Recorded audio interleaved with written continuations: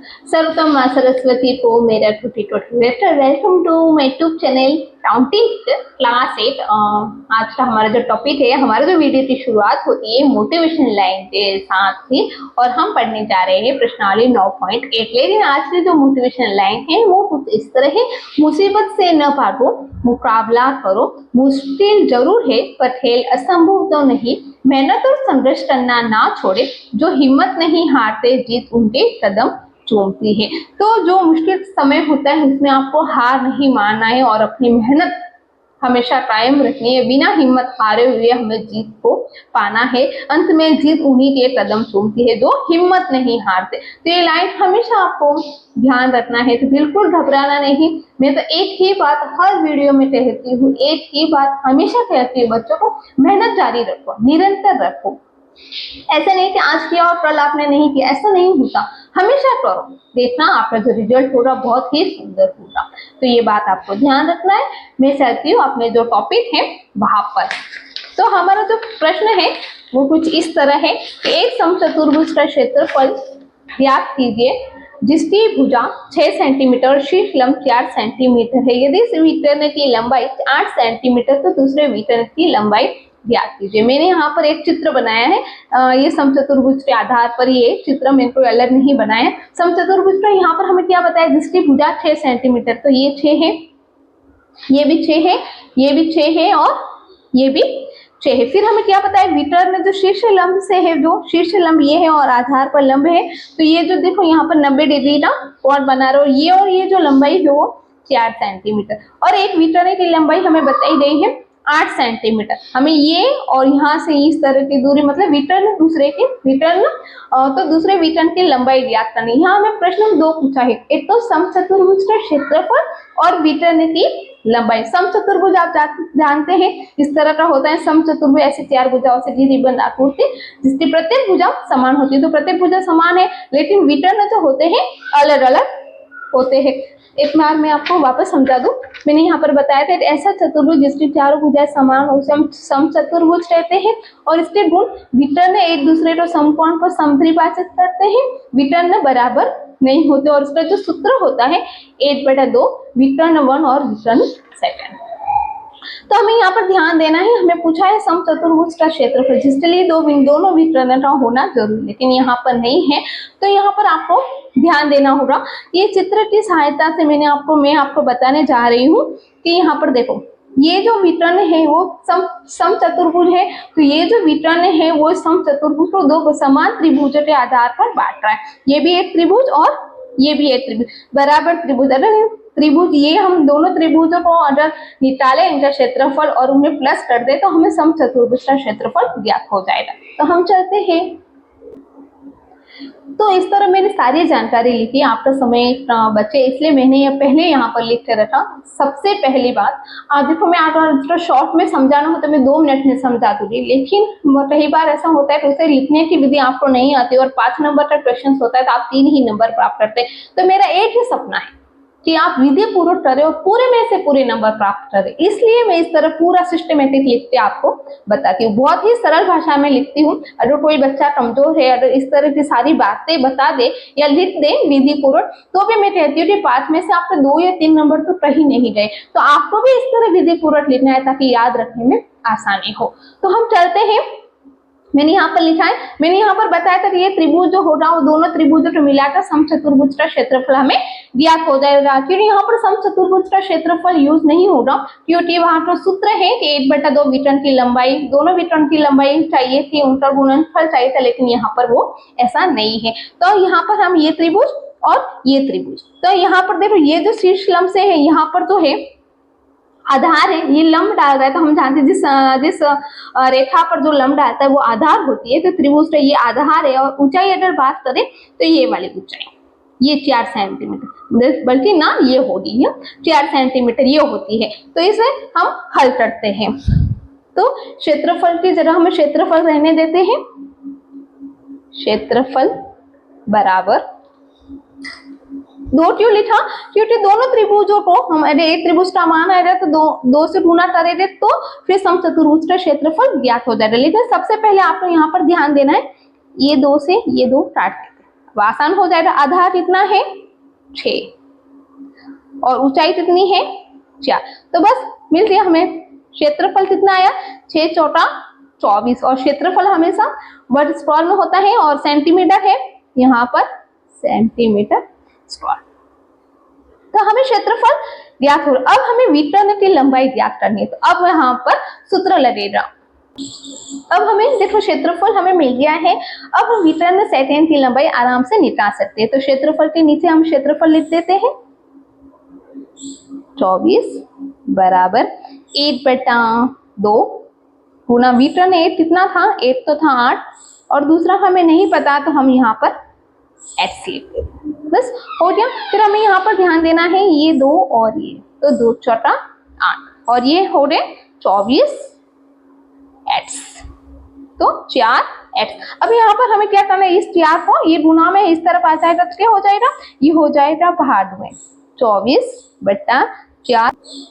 यहाँ पर पक्षांतरण हो गया है, मैं आपको छोटा सा p लिख दूं ताकि आपको समझने में आसानी हो रही है। ये गुना में था तो इस तरफ भाग में आ गया, पीछे बचा x तो हमने विकर्ण 2 की लंबाई माना था, तो 24 में 4 का भाग दिया, तो यहाँ पर जो हमारा आंसर जो आया है 6 सेंटीमीटर में था, सेंटीमीटर।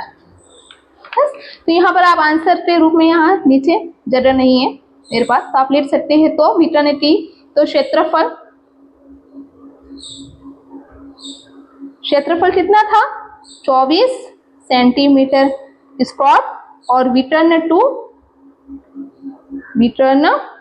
कितना आया था, विकर्ण 2 हमारा आया है 6 सेंटीमीटर। तो आप तो देखो इस तरह विधि पूर्वक करना, देख रहे हैं कितना अच्छे से लग रहा है, बहुत ही सिस्टमेटिक और हर चीज आपको समझ में आ जाएगी। अब चलते हैं नेक्स्ट वाले क्वेश्चंस पर।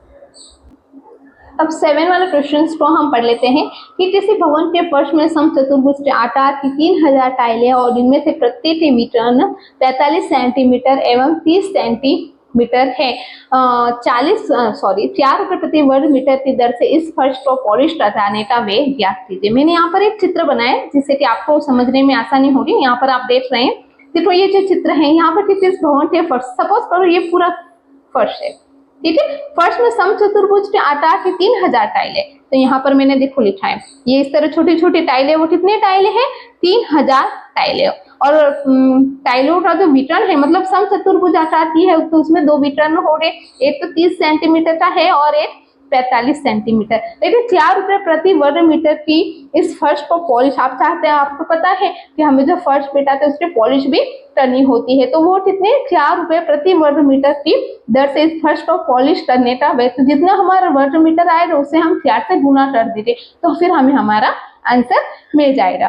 तो हम हल करते हैं इसे कुछ विधि पूर्वक, फिर हम सारी बातें यहाँ पर विधि पूर्वक लिख देते हैं। इससे लिखने से आपका क्या होगा, जो हल करने का जो तरीका होगा बहुत ही सुंदर दिखता है, जिसमें कि पूरे में से पूरे नंबर प्राप्त होते हैं। कभी भी कम नंबर प्राप्त करने का मत सोचो, पूरे नंबर प्राप्त करने का सोचो। तो मैंने सारी बातें देखो यहाँ पर दिया गया है, क्या दिया गया, समचतुर्भुज आकार की टाइलें कितनी थी 3000, प्रथम विकर्ण कितना था 45, देखो 45 और दूसरा जो था वो 30, ये 30। फिर हमें जो ज्ञात करना है और प्रति वर्ग मीटर फर्श पर पॉलिश करने का व्यय 4 रुपए, ज्ञात क्या करना था पूरे फर्श पर पॉलिश करना, मेन ये हमें ज्ञात करना है।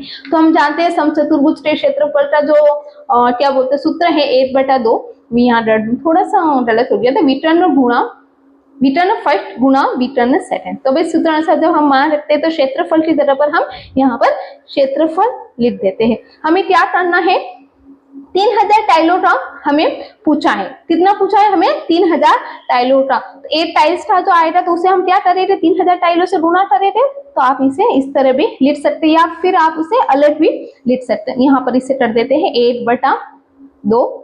पहला विकर्ण कितना था, पहला विकर्ण 45 गुना 15, तो यहाँ पर आप देखो ये 45 और ये 30 है, यहाँ पर 30 था, ये है 30, वापस लिख देती हूँ 3000 1/2 गुना 45 गुना 30/1 आप लिख सकते हैं। तो ये घटा है। अब 15 और 45 से हमें गुना, किस संख्या को हमें गुना करना है, 3000 को 45 को और 15। तो हम करते हैं यहाँ पर रफ ताजे से मैं आपको बता दूं, 15 और 45 से करना, 15 पचे 75, 15 चौटा 60, 5 7 6। फिर हमें क्या करना था 3000 से, तो 3 शून्य बाद में लेते थे, इससे करते हैं 5 तरी 15, 7 तरी 21 और 1 22, 6 12 6 18 और 19 20। तो और यहाँ पर हम 3 शून्य और लेते, क्योंकि 3000 से हमें बोला था 1 2 3, तो 1 2 3। तो आंसर कितना आया है 20,000, सॉरी इटाई धाई सेटड़ा 1000 10,000 लाख 20,25,000, ये हमें आया है। तो हम यहाँ पर लिख देते हैं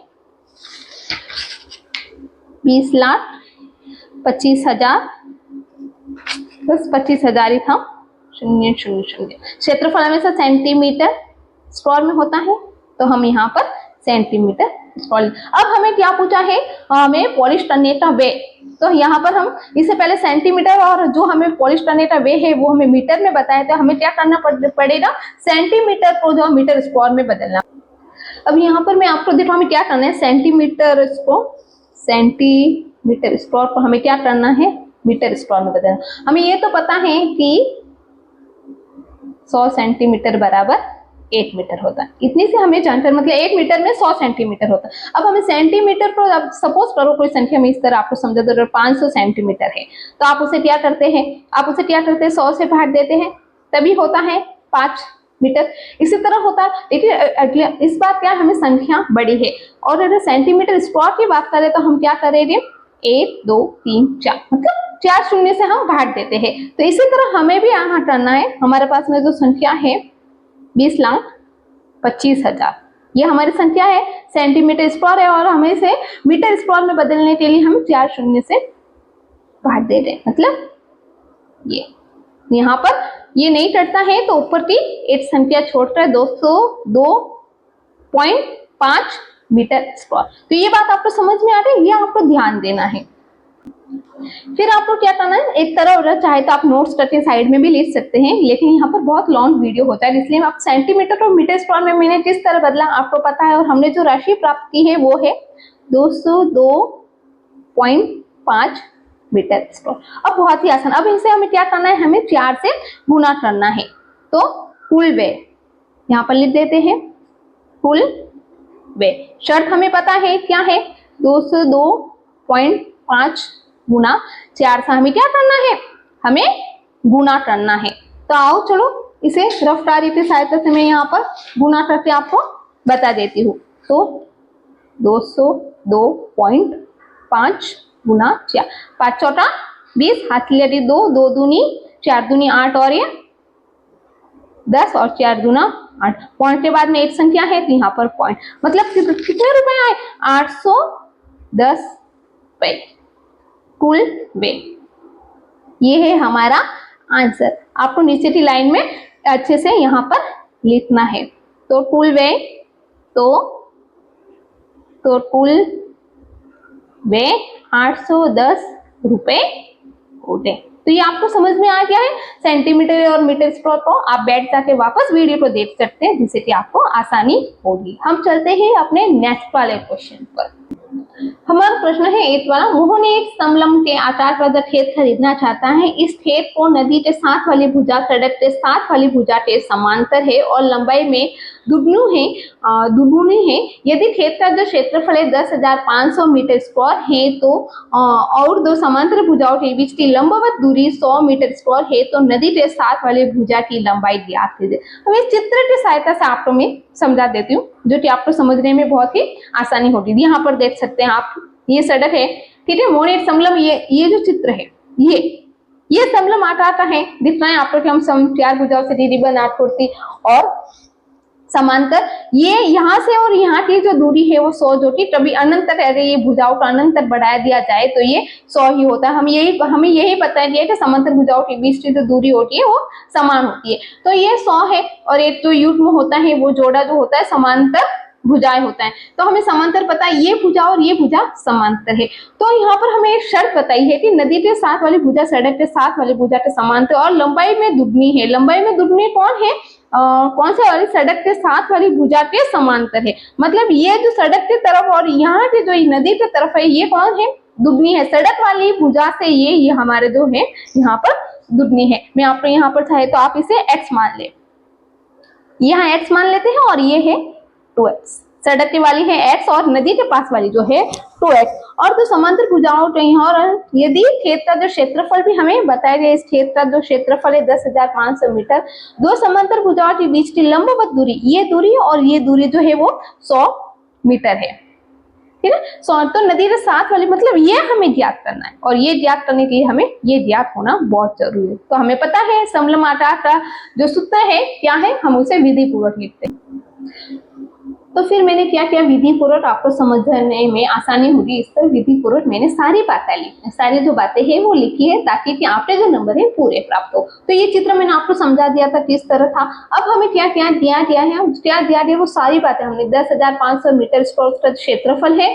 समांतर भुजा हमने यहाँ पर देखो x माना है, इसलिए हमने सड़क के जो पास वाली है उसे हमने x माना है और नदी के पास वाली यहाँ पर हमने 2x हमने नहीं माना है, हमने x तो माना है। लेकिन ये जो 2x बता रहे हैं वो प्रश्न में थी, यहाँ पर प्रश्न में और जो लंबाई में दुगुनी है, इस आधार पर हमने यहाँ पर 2x लिखा है। तो फिर ज्ञात करना है नदी के साथ वाला, मतलब ये जो 2x का मान हमें ज्ञात करना है, नदी के साथ वाली भुजा हमें ज्ञात करनी है कुल मिलाकर। और समलंब आकृति का जो क्षेत्रफल होता है 1/2 गुणा आधार इनटू समांतर भुजाओं का योग। तो हम इसे विधि पूर्वक सॉल्व करेंगे। तो क्षेत्रफल क्या था 10,500, इसे लिख देते हैं 1/2। आधार कितना है, यहाँ हमने आधार नहीं लिखा है, आधार है 100, यहाँ हमें आधार नहीं भूल रहे हैं, लेकिन आधार यहाँ पर हमें ये है आधार, सॉरी आधार नहीं होता, यहाँ होता है ऊंचाई, ये होता है ऊंचाई, आधार इसमें नहीं होता, ये ऊंचाई होती है। तो ऊंचाई हमने यहाँ पर ये है 100 गुणा समांतर भुजाओं का योग। तो समांतर भुजा कितनी है, एक तो x है और जो दूसरी है वो है 2x। तो इसे सॉल्व करते हैं 2 और ये 50। तो बस अब क्या करेंगे, इसे हम पक्षांतरण भी कर सकते हैं, पीछे जो बची उसे लिख देते हैं 50 और x प्लस 3x। अब हमें क्या करना है, ये 50 गुणे में है तो इस तरफ आ जाएगा, तो क्या हो जाएगा p, पक्षांतरण करते हैं तो 10,500 और ये 50 आ गया है। ये संख्या से ये संख्या हमें इसे काट देते हैं, यहाँ पर x और ये 2x और ये प्लस ये हो गया 3x। इसे सॉल्व करते हैं 5 दूना 10, 5 एकम 5 और 210, और यहाँ पर वापस पक्षांतरण होगा, ये जो x होगा वो इस तरफ आ जाएगा, तो 210 में जब 3 का भाग जाएगा तो x का मान कितना आएगा 3 सते 31, कितना आ रहा है, ये आ रहा है 70। तो x का मान आया है 70, लेकिन हमें नदी के साथ वाली भुजा जो थी यहाँ पर आपको लिखना है, नदी के साथ वाली हमने क्या माना था, नदी हमने माना था उसे 2x, यही माना था। और तो 2x का मान क्या होगा 2 गुणा 70 बराबर 7 दूनी 14, 140 मीटर। ये क्या है हमारा आंसर। तो आपको नीचे लाइन में, नीचे एक लाइन में लिखना है आंसर। तो नदी के साथ वाली भुजा की लंबाई 140 मीटर होगी। तो इस तरह हमने ये विधि पूर्वक सॉल्व किया। अब इसे चलते हैं नेक्स्ट वाले क्वेश्चंस पर। अब हम सॉल्व करते हैं 9 वाला क्वेश्चन। तो एक ऊपर उठे हुए चबूतरे का ऊपरी पृष्ठ अष्टभुज आकार का है, जैसा कि आकृति में दर्शाया गया है। अष्टभुज पृष्ठ का क्षेत्रफल, तो देखो यहाँ पर ये चित्र है, यहाँ प्रत्येक जो भुजा है अष्टभुज है, 1 2 3 4 5 6 7 और 8। तो अष्टभुज और अष्टभुज का कोई सूत्र नहीं है, इसे हमें किस तरह ज्ञात करेंगे। यहाँ पर आकृति में दर्शाया गया, देखो ये यहाँ पर एक लाइन उन्होंने खींची है, ये जो दूरी है वो है, ये जो लंबाई है वो 11 सेंटीमीटर, प्रत्येक भुजा है 4 सेंटीमीटर। ये शीर्ष से इस आधार पर लंब डाल रही है, जो कि दूरी कितनी है 4, मतलब लंबाई 4 सेंटीमीटर। तो इसे ये तो आप क्या कर सकते थे, यहाँ पर 3 आकृतियां बन रही है, तो 3 आकृति का क्षेत्रफल निकाल दो और प्लस कर दो तो हमें हमारा आंसर मिल जाएगा। तो बीच वाला जो चित्र बन रहा है वो है आयत, और ये बन रहा है समलंब। देखो समलंब ही बन रहा है, 1 2 3 और ये 4 भुजाओं से घिरी बंद आकृति रहती है और शीर्ष से आधार पर लंब डाल रहा है, जो कि हमें दूरी भी यहाँ पर बताई गई। तो हम सारी बातें यहाँ पर हमें बताई गई है, तो हम इसे बहुत ही आसान तरीके से निकाल सकते हैं। तो इसे हम चलो चलते हैं विधि पूर्वक। फिर हम चित्रों को तो समझ चुके हैं, फिर चित्र की सहायता से मैंने यहाँ सबसे पहले ये लाइन आपको लिखना बहुत जरूरी है। 3 आकृतियों की सहायता से इसे हल करेंगे। तो 3 आकृति बन रही है, 1 2 3 और जो 2 आकृति सेम है, ये वाली और ये वाली आकृति क्या होती है, सेम है, क्योंकि दोनों जो है समलंब और बीच वाली आयत है। तो यहाँ पर 3 आकृति सहायता से हल करे रहे हैं और क्या क्या हमें जानकारी इस क्वेश्चन में दिया गया है वो हमें यहाँ पर लिखना। तो आकृति 1 जो समलंब दिया गया है उसकी जो ऊंचाई अगर हम बात करें तो यहाँ से यहाँ मतलब 4 मीटर, और समांतर भुजा क्रमश कौन सी होगी, ये वाली और ये वाली 5 व 11। तो ये हमें पता हो गया, और ये सेम है, इसे बार बार लिखने की जरूरत नहीं है। फिर आकृति आयत में अगर हम बात करें तो लंबाई और चौड़ाई इसका क्षेत्रफल होता है। तो लंबाई क्या होगी, ये 5 मीटर, और जो चौड़ाई जो होगी ये यहाँ से यहाँ तक हो गए 11 मीटर। तो अब तो बहुत ही आसान है, ज्ञात करना है अष्टभुज पृष्ठ का क्षेत्रफल, जो कि हमें यहाँ पर ज्ञात करना है। सूत्र अब क्या बनेगा, अष्टभुज पृष्ठ का क्षेत्रफल 2 गुना समलंब आकृति का क्षेत्रफल। समलंब आकृति 2 है, एक और ये, और एक का मान आएगा उसे 2 से गुना करेंगे तो और इसका क्षेत्रफल हमें ज्ञात हो जाएगा। फिर उसमें हम क्या करेंगे, प्लस करेंगे आयत का क्षेत्रफल, ये आयत का क्षेत्रफल। तो देखो 2 गुना समलंब आकृति का क्षेत्रफल और आयत का क्षेत्रफल, और समलंब आकृति का क्षेत्रफल का नियम क्या है, मतलब सूत्र क्या, 1/2 गुना ऊंचाई गुना समांतर भुजाओं का जोड़ प्लस लंबाई इंटू चौड़ाई। तो उसे विधि पूर्वक हल करते हैं। 2 गुना 1/2 गुना ऊंचाई कितनी हमें यहाँ पर देख सकते हैं, हमने ऊंचाई समलंब आकृति की ऊंचाई जो थी वो 4 गुना समलंब आकृति भुजाओं का समांतर भुजाओं का योग कितना हो रहा है, यहाँ पर हमें लिख देना है क्या क्या है, 5 व 5 प्लस 11, ये हमें हो गया। और आयत की जो लंबाई चौड़ाई, आयत की जो लंबाई है वो है 5 गुना 11। तो हम सारी बातें हमने यहाँ पर लिखी है। अब इसे सॉल्व करते हैं। तो ये 2 से यहाँ 2 काट दो, फिर यह 4 और 5 को जब 11 से गुना मतलब जोड़ा तो कितना आया, 16 प्लस, और 5 को 11 से जब गुना किया तो आया 55। पहले प्लस वाली संख्या को, अब यहाँ पर 16 चौटा 16 एकम 16, 16 दूनी 32, 16 से 48, 16 चौटा 64 प्लस 55। तो अब इसे क्या करते हैं, हमें काउंट कर देते हैं। 4 और 5 9, 6 और 5 11, और क्षेत्रफल हमेशा मीटर स्क्वायर में, इकाई हमारी मीटर स्क्वायर है। तो ये हमारा क्या है, आज का आंसर 119 मीटर स्क्वायर अष्टभुज पृष्ठ का क्षेत्रफल होगा। तो आप यहाँ पर लिखना है आंसर। तो अष्टभुज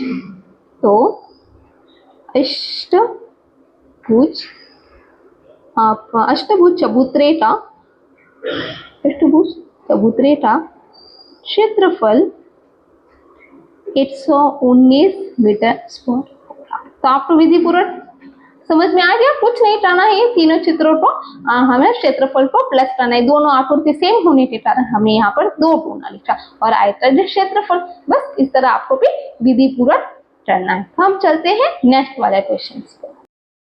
अब हम करने जा रहे हैं 10 वाला क्वेश्चन, 8 पंचभुज स्पेस विधि। मतलब क्वेश्चन बहुत बड़ा होने के कारण मैंने यहाँ पर पेज पर नहीं लिखा, हम यहाँ पर इसे इस तरह पढ़ेंगे। तो एक पंचभुज आकार का बगीचा है, जैसे कि आकृति में दर्शाया गया है।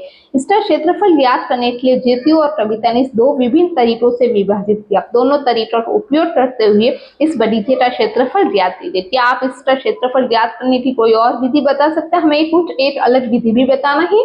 और ज्योति का द्वारा जो इस चित्र की सहायता से उन्होंने जो चित्र बनाया था उसका जो आरेख बताया है, और इस अनुसार हमें क्षेत्रफल ज्ञात करना है। तो पंचभुज आकार का बगीचा है। अब 1 2 3 4 और 5 जैसा कि आकृति में दर्शाया गया है। इसका क्षेत्रफल ज्ञात करना है। इसका क्षेत्रफल ज्योति और कविता ने 2 विभिन्न तरीकों से विभाजित किया। ये ज्योति ने किया है और ये प्रवीता ने दोनों तरीके उपयोग करते हुए इस बगीचे का क्षेत्रफल हमें ज्ञात करना है। क्या आप इसका क्षेत्रफल ज्ञात करने की कोई और विधि बता सकते हैं? तो बिल्कुल हम इससे और भी एक हमारे पास में विधि है, तो हम इसे किस तरह सॉल्व करेंगे मैं वो विधि पूरा करने जा रही हूँ। पहले हम चित्र को समझ लेते हैं कि ज्योति ने कैसा चित्र बनाया और कविता। तो ज्योति ने जो यहाँ पर एक लाइन खींच रहे उन्होंने क्या किया, ये समलंब की आकृति आप देख सकते हैं। देखो समलंब की 4 भुजाएं होती है, 1 2 3 और 4, ये 4 1 2 3 और 4 समलंब की आकृति है। जहां पर ये वाली दूरी कितनी होगी, ये समांतर भुजाएं होगी ये, और ये यहाँ पर लंब डाल रहा है, तो ये वाली जो दूरी होगी वो कितनी होगी 30 से, तो यहाँ पर हमें बताया गया है। तो हमें पता चल गया। और हाइट जो होगी, ऊंचाई जिसमें चाहिए, तो वो होगी ये यहाँ से यहाँ तक 15 है तो 7.5। तो ज्योति वाला आपको समझ में आ गया। फिर हम समझते हैं कविता के बारे में। तो कविता का क्या है, वो एक वक्र बना रही है और एक त्रिभुज बना रही है। दोनों त्रिभुजों दोनों का जो क्षेत्रफल हो रहा है उसे वो प्लस करेगी। तो ये वक्र हो रहा है जो कि प्रत्येक जो भुजा होगी वो 15 मीटर की होगी, और यहाँ से यहाँ की जो लंबाई हम जानते हैं 30 है, और आधार के लिए भी हमें ऊंचाई चाहिए। तो आधार के लिए ये तो हो जाए, सपोज करो ये यहाँ पर लंब डाल रहा है, तो लंब डाल रहा है तो ये जो भुजा होगी आधार होगी, लेकिन यहाँ से यहाँ की जो दूरी होगी वो कितनी होगी, ये पूरी 35 है, तो यहाँ से यहाँ की जो दूरी होगी वो होगी 15, तो ऊंचाई भी हमें 15। तो हम चलो चलते हैं इसे विधि पूर्वक करते। यहाँ पर लिखा है पंचभुज बगीचे का ज्योति द्वारा क्षेत्रफल और पंचभुज बगीचे का कविता द्वारा। तो इसे विधि पूर्वक हल करते हैं। उन्होंने 2 गुना समलंब आकृति, ये दोनों समलंब आकृति, इसलिए एक समलंब आकृति को हम 2 से गुना करेंगे तो दोनों का क्षेत्रफल आ जाएगा। 2 गुना 1/2 गुना ऊंचाई कितनी है हमें 7.5, और समांतर भुजा कौन सी होगी, ये और ये वाली समांतर भुजा। तो एक तो 15 और दूसरी होगी 30, 15 प्लस 30। तो बस इसे हम सॉल्व करते हैं। ये यहाँ से 2 से 2 कट गए। अभी पीछे जो राशि बची इसे हम पॉइंट को एक बार हटा देते ताकि ये आसानी होगी। पॉइंट को हटाया था हमने, नीचे 0 कर दिया, गुणा 15 और 30 कितना हुआ 45। यहाँ पर कुछ नहीं था, हम इसे 75 को और 45 से जब हम गुना करते हैं तो उसे रफ कर देते हैं, 75 गुना 45, 5 25 25 हासिल लड़ी 2, 7 5 35 और ये 37, 5 4 20 हासिल लड़ी 2, 7 4 28 और 29 और ये 30, बस 5 7 3। अब नीचे क्या है, 1 0 है तो ये पॉइंट लगेगा। तो कितना आया हमारा 337.5 मीटर स्क्वायर। तो क्षेत्रफल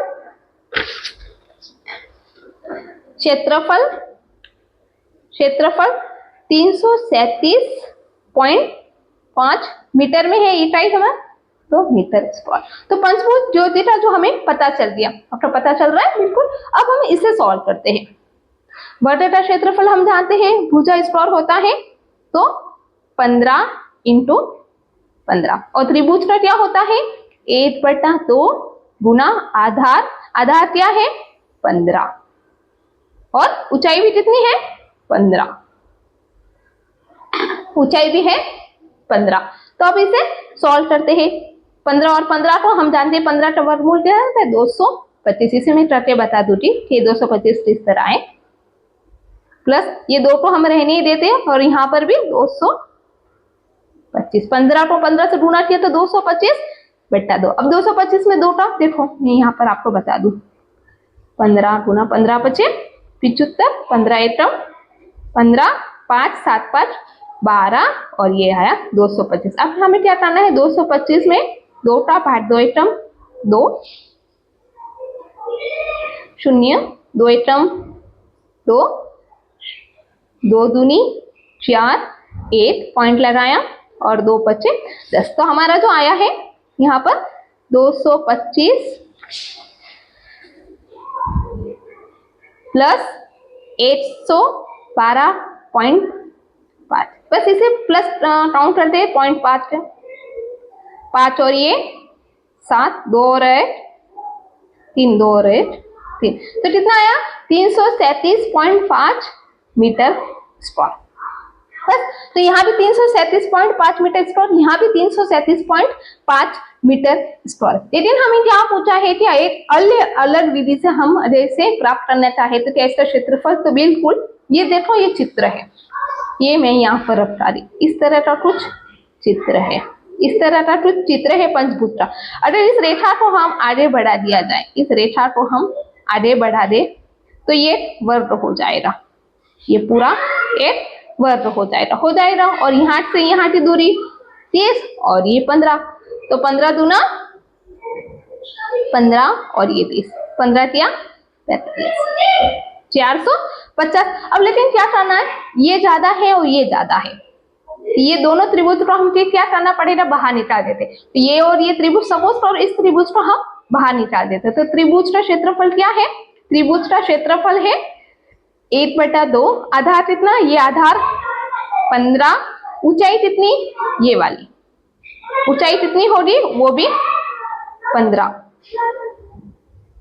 तो बस यहाँ पर 225 और 225 में जब हमने भाग दिया तो हमारे कितना आंसर आया था, 225 माइनस 112.5। तब इसे माइनस करते हैं, 450 112.5, शून्य 10 में से 5 रहे 5, यहाँ रहा 9, 9 में से 2 रहे 7, 4 में से 1 दे 3, 4 में से 1 दे। देखो इसका भी आंसर हमें कितना आ रहा है, 337 पॉइंट। ये दूसरा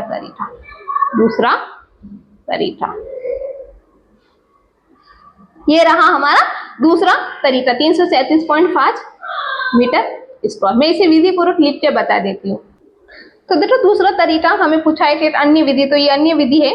तो आयत का क्षेत्रफल क्या था, मैंने बताया था आयत का क्षेत्रफल, देखो ये हमने रफ कार्य में किया था, ये हमने आयत बनाया था। तो लंबाई इंटू चौड़ाई, लंबाई इंटू चौड़ाई में क्या हो रहा, त्रिभुज का क्षेत्रफल माइनस 1/2, और ये देखो ये त्रिभुज बना था तो ये आधार कितना था गुना 15, और ऊंचाई कितनी थी, ये वाली, ये भी 15, देखो ये आधार और ये ऊंचाई थी, ये भी 15 थी, और ये पूरा त्रिभुज, इनमें से ही हम दो त्रिभुज को बाहर निकालना, तो हम ये कि त्रिभुज का मान ज्ञात कर देते जिससे कि हमें हमारा मान मिल जाता। तो यहाँ हम कितना लिखे थे 15। फिर हम इसे सॉल्व करते हैं, तो 15 किया 45 माइनस यहाँ पर हमें 225, जब हम भाग देते हैं तो हमने अभी सॉल्व किया था रफ कार्य में, हमारा कितना आया था, ये रहा 112.5, 112.5। और जब इन्हें हमें घटाया, यहाँ पर हमने रफ कार्य में आप देख सकते हैं, हमने यहाँ रफ कार्य में घटाया था 337.5 मीटर स्क्वायर। तो हमारा आंसर सेम आ रहा है 337.5 मीटर स्क्वायर। तो इस तरह हमें हमारा आंसर मिल गया। अब हम चलते हैं नेक्स्ट वाले क्वेश्चंस पर। चलो हम क्वेश्चंस को पढ़ते हैं। संलग्न पिक्चर फ्रेम के आरेख की बाहरी अंतःविमाएं क्रमश 24 गुना 24 सेंटीमीटर गुना 28 सेंटीमीटर क्रमश 16 सेंटीमीटर और 20 सेंटीमीटर। यदि फ्रेम के प्रत्येक खंड की चौड़ाई समान है तो प्रत्येक खंड का क्षेत्रफल ज्ञात। प्रत्येक खंड मतलब ये वाला खंड 1, 2, 3 और 4, इन खंडों के बारे में हमें क्षेत्रफल हमें करना। देखो इस आकृति को हम देखकर ही पता लगा रहे हैं कि ये जो आकृति कैसी है, समलंब। देखो यहाँ पर ये लंब बन रहा है, ये यहाँ पर लंब बन रहा है, यहाँ पर लंब बन रहा है और यहाँ पर भी लंब बन रहा है, बिल्कुल। तो ये आकृति हमें समलंब, ये तो हमें पता चल गया कि समलंब आकृति का क्षेत्रफल हमें ज्ञात करना है। लेकिन समलंब आकृति के लिए हमें क्या चाहिए, ये ऊंचाई चाहिए, जो कि यहाँ पर हमें नहीं बताई गई है। तो इसे सॉल्व कैसे करेंगे, यहाँ पर आप ध्यान देना थोड़ा सा। देखो यहाँ से यहाँ की दूरी कितनी है 28, यहाँ से यहाँ की दूरी है 28, और ये कितना है 20, ये 20 है और ये 28 है। सीधी सी बात है, ये 20 है और ये कितना है 28 है। तो बीच में कितना सा गैप आ रहा है, हमें 8 का आ रहा है। लेकिन 8 जो होगा वो दोनों तरफ चला जाएगा, तो इस तरफ भी ये भी 4 आ जाएगा और ये भी 4 आ जाएगा।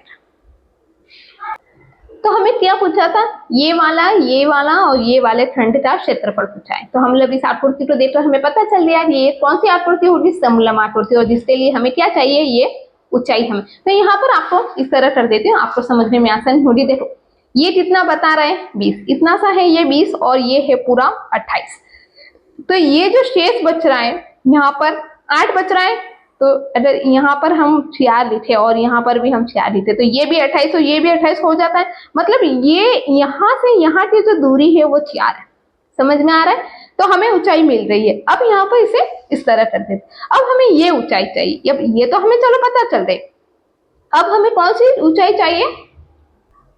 अब हमें ऊंचाई चाहिए ये यहाँ से, ये वाली, लेकिन हमें नहीं पता है। तो यहाँ पर आपको ध्यान देना, ये कितना है? 16 है और ये 24 है। मतलब 16 में से 24 गए, कितने बच रहे? 8। अगर हम यहाँ पर 4 लिखे और यहाँ पर भी 4 लिखे तो 16 और 4 20 और 4 24, तो ये रेखा और ये रेखा हो जाएगी, ये भी 24 हो जाएगी। तो हमें हमारी ऊंचाई भी मिल गई। अब हम इसे विधि पूर्वक करते हैं। फिर हमने यहाँ पर कुछ मेन बातें, मैंने यहाँ पर बीच में वीडियो को रोककर मेन इंपॉर्टेंट चीज मेरा जो हर एक क्वेश्चन होता है मैं चाहती हूँ उसे विधि पूर्वक करूँ, ताकि पूरे में से पूरे नंबर प्राप्त हो। कोई भी ऑप्शन ही नहीं हो कि आपके नंबर कट हो जाए। तो मैंने विधि पूर्वक लिखने के लिए आपको इस सारी बातें मैंने बताई थी। इस नोट पर आपको लिखना पड़ेगा, फ्रेम के प्रत्येक खंड की आकृति समलंब है, जैसे कि चित्र में दिख रहा है समलंब है, और समलंब आकृति की पहचान आपको पता है। फिर हम क्या करना है, इस समलंब आकृति को नाम दे देते हैं, जैसे कि 8 बराबर है आमने सामने वाला, 8 बराबर है 2 के और 3 बराबर 4। किस लिए है वो हमें पता है, क्योंकि यहाँ पर जो दूरी है, जो भुजा का माप, हमें वो सारी बातें समान होने के कारण ये आकृति हमें सेम है, हमें इतना तो हमें पता है। फिर हमें क्या करना है, समलंब आकृति के समांतर भुजा, जैसे कि आकृति 8, उनकी समांतर भुजाएं कौन सी होगी? 16 व 24, चाहे यहाँ से लो या चाहे यहाँ से लो। और इनकी जो ऊंचाई होगी यहाँ पर दिख रहे हैं, ये जो ऊंचाई है वो है 4। किस तरह मैंने निकाला वो भी मैंने आपको बता दिया है। तो ये हो गए 4। अब क्या करना है, समलंब आकृति 3 और 4 की बात करें तो 3 और 4 की भुजाएं कौन सी होगी? एक तो ये वाली भुजा होगी और ये, तो 20 और 28, ये है समांतर भुजा, तो ये होगी। फिर तो ऊंचाई जो होगी वही 4, यहाँ पर देखो किस तरह मैंने निकाली है 4। फिर हमें ज्ञात करना है प्रत्येक खंड का क्षेत्रफल, ये हमें तो मेन पूछा है। और समलंब आकृति का क्षेत्रफल क्या है? 8/2 गुणा ऊंचाई इंटू समांतर भुजाओं का योग। इसे हम विधि पूर्वक करते हैं। तो सबसे पहले आकृति 8 हम निकालते हैं। तो क्षेत्रफल बराबर 8/2, आधार कितना है, सॉरी ऊंचाई इसमें कितनी है, हमें आकृति 8 में हमने यहाँ पर लिखा है, ये रही आकृति 8 की ऊंचाई 4 और गुना 16 और 24। बस इसे पहले सॉल्व कर देते हैं। तो यहाँ पर क्षेत्रफल 2 दूना 4, तो 2 गुना 16 और 24 कितना होता है? 16 और 24, 4 और 6 और 4 10, 3 और 1 4। बस ये, इसे हम सॉल्व करते हैं तो कितना आ रहा है? 4 दूना 8, 80 सेंटीमीटर स्क्वायर। तो ये आकृति 8 और 2 बराबर, तो दूसरी जो आकृति हो रही है वो भी कितनी हो रही है? 80 सेंटीमीटर। तो अब इसे निकालते हैं आकृति 3। तो क्षेत्रफल बराबर 8/2। आकृति 3 के लिए समांतर भुजाएं कितनी थी? 20 और 28, और ऊंचाई जो थी वो थी 4, और समांतर भुजाएं थी यहाँ पर हमने लिखा है 20 और 28, 20 और 28। तो अब इसे सॉल्व करते हैं हम इस तरह, 2 टर्म 2, 2 दूनी 4, 2 गुना 20 और 28 48। तो इसे जब हम गुना करते हैं तो देखो 8 दूना 16, हासिल है 8, 4 दूना 8 और ये 9, तो कितना आया? 96 सेंटीमीटर स्क्वायर। बस हो गया, बहुत ही आसान था। तो आपको लिखना है तो एक भुजा, 2 भुजाएं जिसमें कि यहाँ 4 आकृति हमें दी गई है। तो समलंब की 2 जो आकृति का क्षेत्रफल, समलंब आकृति 1 और 2 80 सेंटीमीटर और 3 और 4 96 सेंटीमीटर होगा। इस तरह हमें हमारा आंसर जो है मिल गया। आपको नीचे विधि पूर्वक पूरी लाइन यहाँ पर लिख देनी है। तो आशा है कि ये जो वीडियो है आपको पूरा एकदम से समझ में आया होगा, और इस तरह आप देख सकते हैं किस तरह मैंने यहाँ पर इसे विधि पूर्वक लिखा है। तो आपको भी इस तरह करना है और पूरे में से पूरे नंबर प्राप्त करना है। अगर आपको वीडियो पसंद आता हो तो लाइक करना, शेयर करना, सब्सक्राइब करना। मिलते हैं अगले वीडियो में, तब तक वंदे